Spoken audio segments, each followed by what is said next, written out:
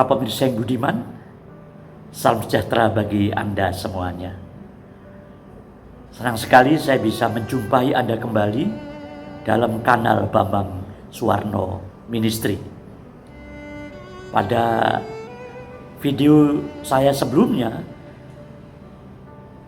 yang berjudul Yesus Kristus adalah Sang Hakim yang Maha Agung, secara singkat sudah saya jelaskan bahwa pada kedatangannya yang pertama dari surga ke atas bumi ini, Yesus Kristus datang sebagai Raja Mesias yang menderita, yang menyerahkan nyawanya untuk menebus manusia, untuk menyelamatkan manusia, untuk menggantikan hukuman bagi manusia, supaya manusia yang ditebusnya itu mendapat keselamatan.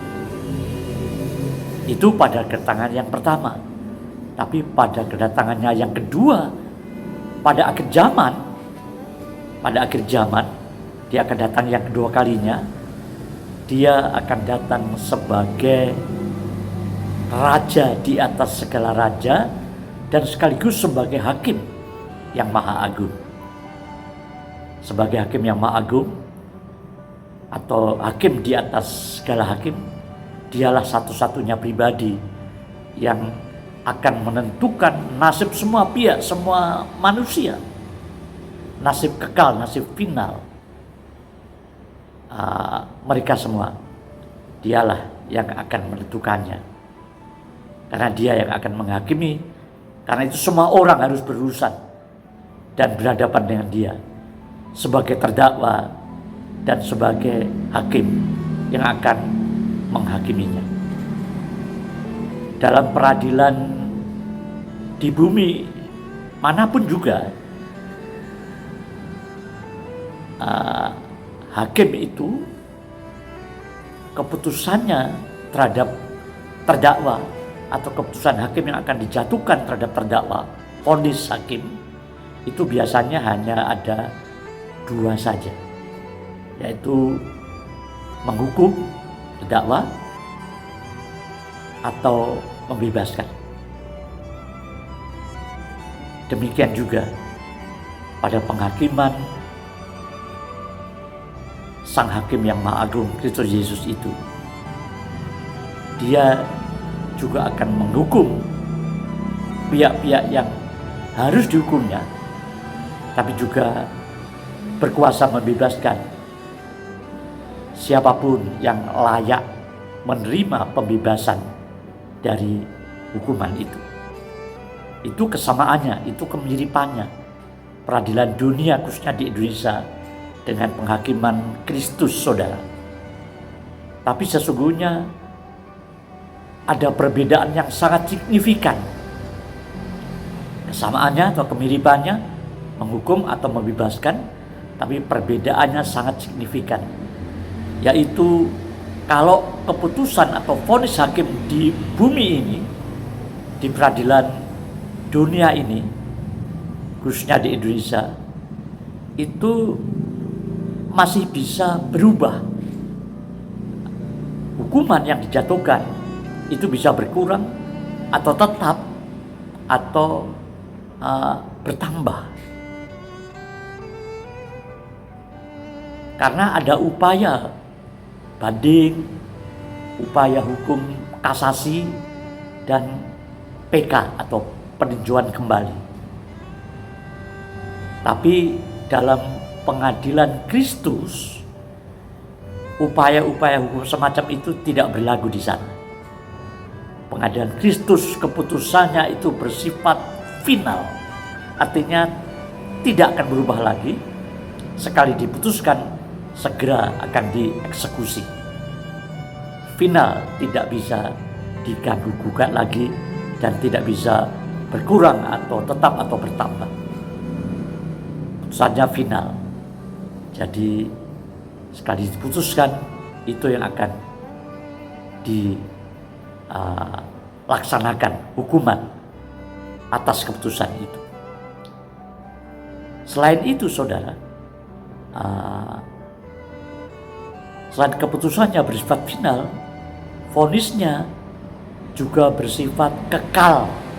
Artinya tidak terbatas oleh rentang waktu tertentu.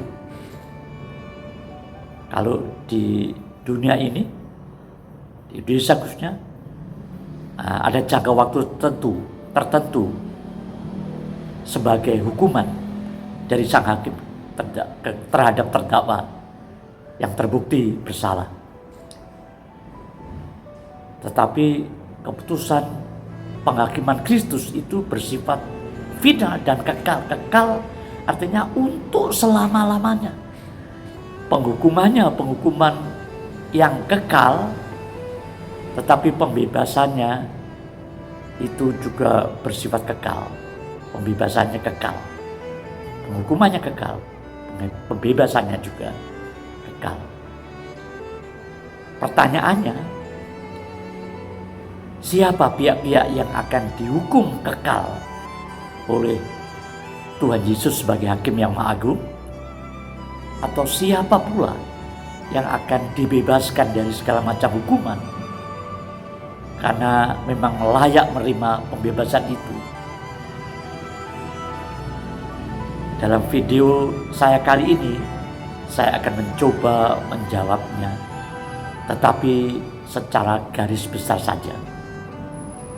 Karena tidak mungkin dalam video sependek ini saya akan menjelaskan tentang topik yang besar, yang sangat penting, yaitu penghakiman Kristus itu dalam satu kesempatan saja.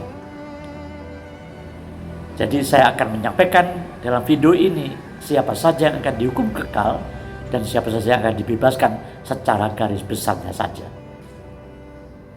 Mari ikuti penjelasan saya. Yang dijatuhi hukuman kekal itu adalah, yang pertama adalah antikristus atau antikris dan nabi palsu. Dalam Wahyu pasal 19 ayat 20 dikatakan di sana antikris disebutkan sebagai binatang dalam kitab itu, Wahyu pasal 19 ayat 20, karena binatang itu adalah penggambaran dari antikris. Binatang itu adalah istilah kiasan atau istilah metaforik dari antikris. Jadi sesungguhnya yang akan dihukum adalah antikris yang digambarkan dalam kitab Wahyu itu sebagai binatang. Rasul Yohanes dalam surat Yohanes itu menggambarkan dengan cukup jelas siapa itu si antikris itu. Kemudian Rasul Paulus menyebut si antikris ini yang akan dihukum kekal bersama nabi palsu itu sebagai manusia durhaka. Itu Rasul Paulus. Dan keduanya, antikris dan nabi palsu ini akan dihukum di lautan api yang menyala-nyala. Mereka hidup-hidup dilemparkan ke dalam lautan api yang menyala-nyala selama-lamanya sebagai hukuman bagi mereka. Hukumannya final dan berlaku kekal. Tapi selain itu ada juga yang dihukum bersama antikris dan nabi palsu itu.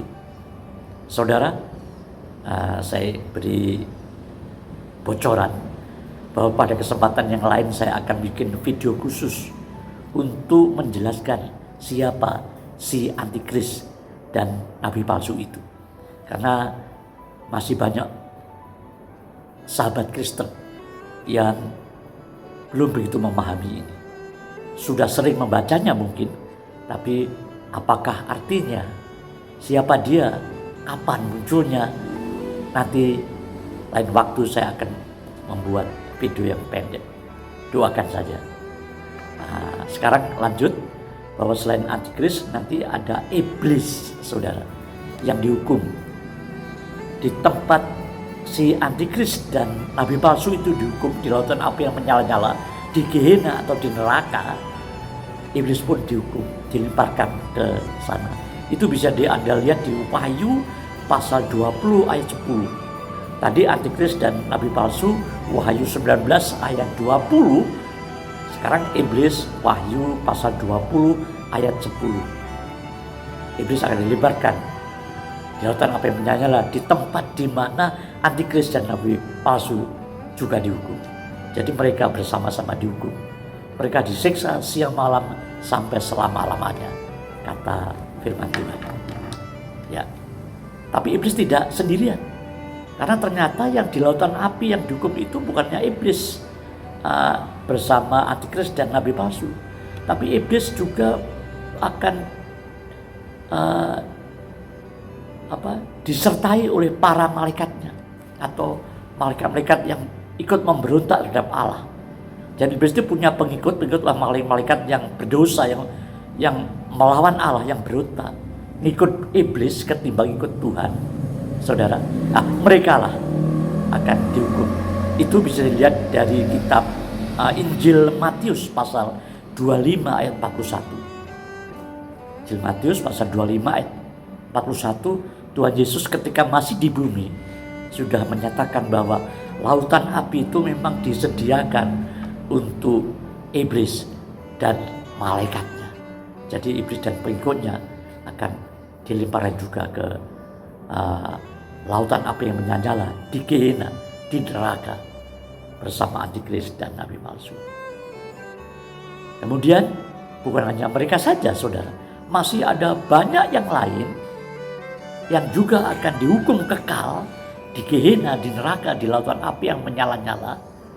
Itu adalah orang-orang yang namanya tidak tercantum dalam kitab kehidupan atau kitab kehidupan anak domba. Orang-orang yang namanya tidak terdaftar, tidak tercantum, tidak terregistrasi dalam kitab kehidupan anak domba, itu mereka juga, dan jumlahnya banyak, akan dilemparkan ke lautan api yang menyala sebagai hukuman terakhir mereka. Itulah pihak-pihak manusia-manusia yang akan dijatuhi hukuman kekal di neraka, di Gehenna. Jadi sangat mengerikan sesungguhnya. Saya tidak bisa membayangkan itu, ngeri sekali rasanya. Betapa menderitanya, betapa sengsaranya, betapa sakitnya, perihnya, dibakar hidup-hidup di lautan api yang menyala-nyala selamanya. Itulah nasib akhir atau masa depan kekal mereka di neraka atau lautan api atau Gehenna, saudara. Mengerikan. Puji Tuhan, bukan hanya mereka yang terkena hukuman, tapi selain mereka dikenai hukuman kekal, ada juga pihak-pihak yang dibebaskan dari hukuman, saudara. Mendapat pembebasan artinya tidak dihukum, tidak turut dihukum. Ya. Pada akhir zaman nanti tidak turut dihukum. Meskipun harus menghadap ke pengadilan Kristus, tapi tidak turut dihukum. Mari kita lihat dasar biblikanya, bukti-bukti alkitabiahnya.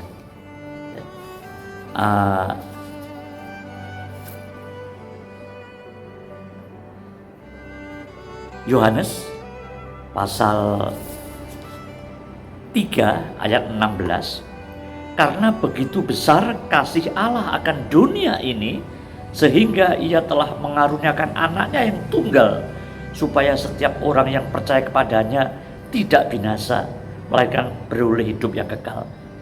Karena begitu besar kasih Allah, atau kasih Allah Bapa atas dunia ini, ya, sehingga ia mengaruniakan anak yang tunggal, Yesus Kristus, Sang Hakim yang Maha Agung itu, yang datang pertama kali untuk menyelamatkan, untuk menderita, untuk menyerahkan nyawanya, tapi kendaraan kedua sebagai Hakim yang Maha Agung, ya. Sehingga ia telah mengaruniakan anak yang tunggal supaya, tujuannya ini supaya setiap orang yang percaya kepadanya, jadi setiap orang yang percaya kepadanya tidak binasa, artinya tidak dihukum. Karena kalau iblis, antikris, nabi palsu dan para malaikat dan orang yang tidak tercantum dalam kitab kehidupan itu dihukum kekal, binasa kekal di neraka selama-lamanya. Tapi di sini dikatakan supaya setiap orang yang percaya kepadanya tidak binasa, tidak dihukum, artinya bebas hukuman, melainkan atau sebaliknya beroleh hidup yang kekal, hidup bebas, tidak dihukum binasa kekal di neraka. Sebab Allah mengutus anaknya atau mengutus Tuhan Yesus Kristus ini sebagai anak tunggal Allah, saudara, ke dalam dunia bukan untuk menghakimi, dunia. Betul, kedatangan yang pertama bukan untuk menghakimi, tapi untuk menebus dan menyelamatkan. Tapi kedatangan yang kedua itu untuk menghakimi. Video saya sebelumnya sudah menjelaskan hal itu. Bukan untuk menghakimi dunia, sebab Allah mengutus anaknya ke dalam dunia bukan untuk menghakimi dunia, melainkan untuk menyelamatkannya. Itu kedatangan yang pertama. Tapi kedatangan kedua di akhir zaman itu belum terjadi, saudara. Itu dia datang sebagai raja dan datang sebagai hakim yang maha agung.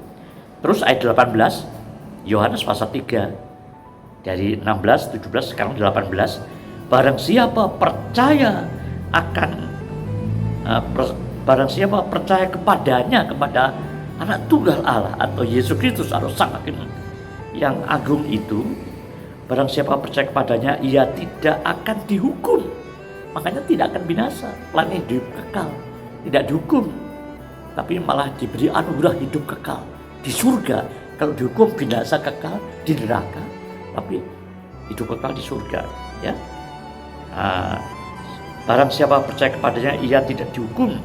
Barang siapa tidak percaya, jadi yang tidak percaya, ia telah berada di bawah hukuman, sebab ia tidak percaya dalam nama anak tunggal Allah.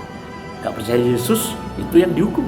Tapi yang percaya seperti saya muridnya, pengikutnya, penyembahnya, hambanya bahkan, itu tidak turut dihukum. Jadi yang tidak turut dihukum, yang dibebaskan dari segala macam hukuman, itu adalah para muridnya atau orang yang percaya kepadanya. Karena murid Yesus adalah orang yang percaya kepadanya atau pengikutnya. Sehingga ketika dia datang, para muridnya, pengikutnya ini tidak turut dihukum. Dalam Yohanes pasal 5, Tuhan Yesus ketika masih di bumi ini tadi juga ketika masih di bumi, belum naik surga, bahkan belum disalibkan ini, saudara. Tuhan Yesus ketika masih di bumi 2000 tahun yang lampau sudah memberi ketetapan ini, membebaskan atau tidak menghukum para muridnya atau para orang yang percaya kepadanya. 5 ayat 24. Yohanes pasal 5 ayat 24. Aku berkata kepadamu, sesungguhnya barang siapa mendengar perkataanku dan percaya kepada Dia yang mengutus aku, pada Bapa yang mengutus aku. Percaya Yesus itu berarti percaya Bapa. Percaya Bapa berarti percaya Tuhan Yesus sebagai anak tunggal Bapa. Aku berkata kepadamu, sesungguhnya barang siapa mendengar perkataanku dan percaya kepada Dia yang mengutus aku, ia mempunyai hidup yang kekal dan tidak turut dihukum. Jadi sudah ditetapkan, sudah dibebaskan sejak awal. Ketika masih di bumi sudah ada ketetapan ini, sudah ada garansi ini, sudah ada janji ini. Tidak turut dihukum, sebab ia sudah pindah dari maut ke dalam hidup. Tuhan Yesus ketika masih di bumi sudah menetapkan, sudah memastikan, sudah menjanjikan, sudah menggaransi bahwa setiap pengikutnya yang percaya kepadanya tidak binasa, tidak perlu dihukum, melainkan hidup kekal, bebas. Para muridnya, para pengikutnya, hambanya. Jadi berbagailah orang yang percaya pada Tuhan Yesus. Seperti saya. Kalau Anda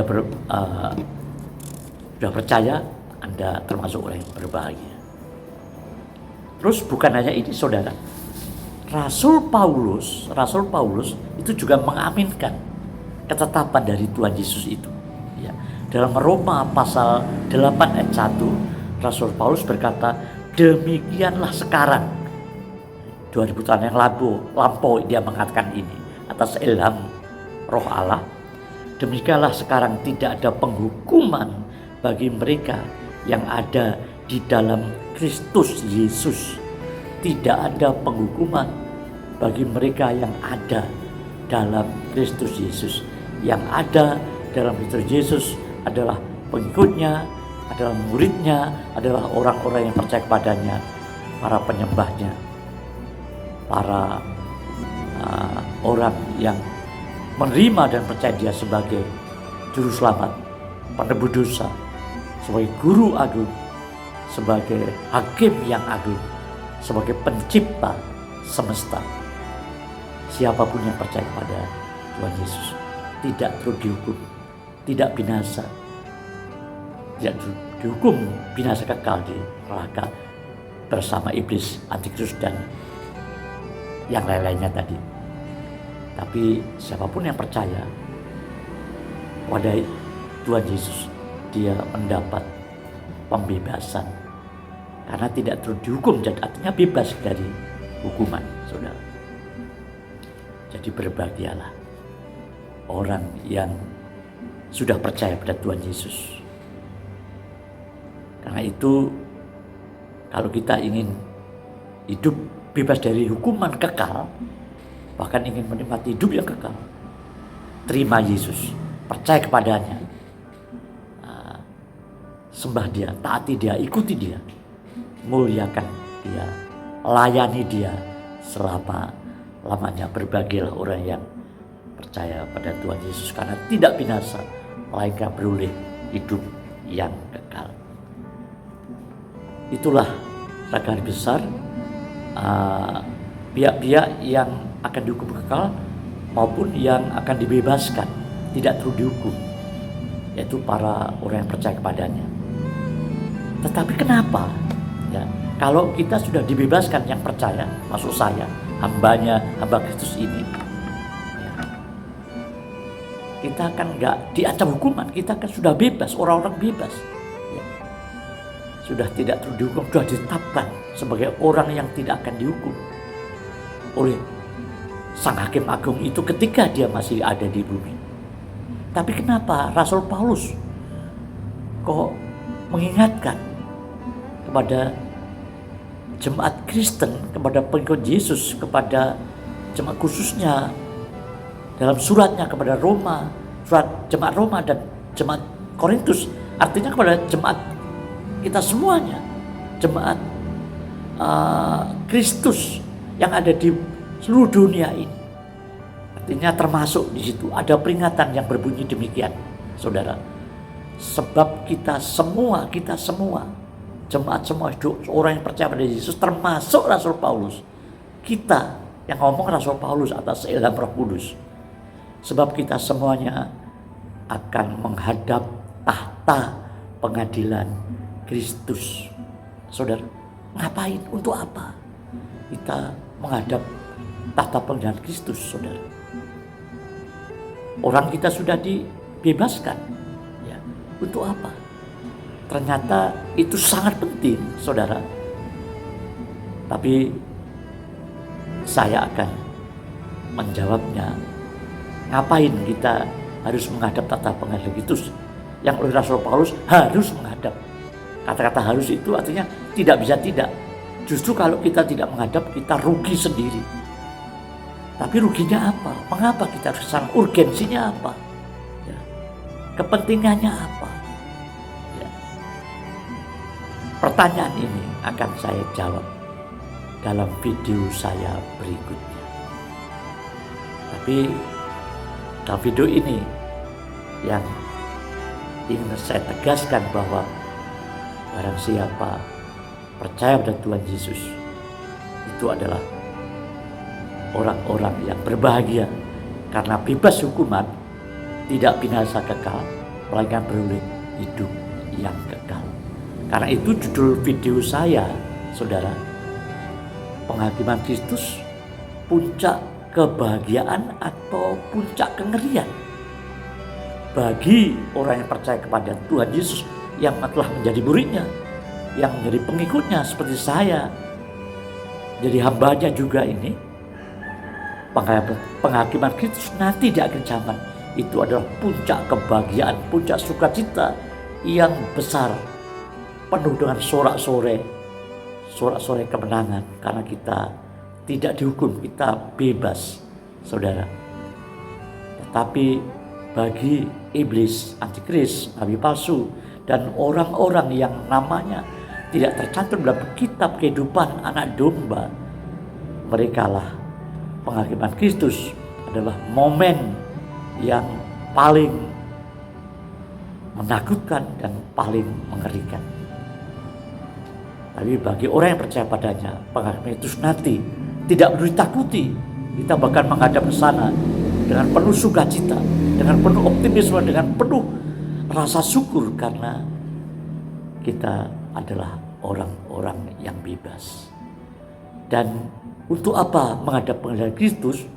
Dalam video saya akan datang akan saya jelaskan. Tunggu video saya. Akhirnya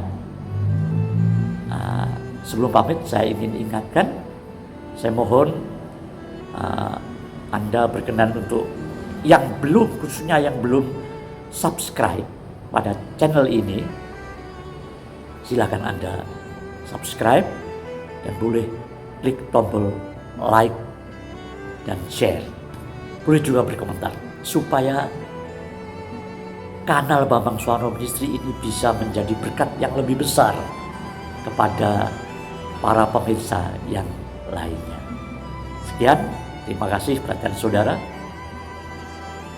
Kiranya Tuhan Yesus Kristus, Sang Hakim yang agung, yang telah membebaskan kita, sehingga kita menjadi orang-orang bebas yang tidak akan dihukum, bahkan memperoleh hidup yang kekal, memberkati, menyertai, melindungi kita semuanya hari ini, besok, sampai selama-lamanya.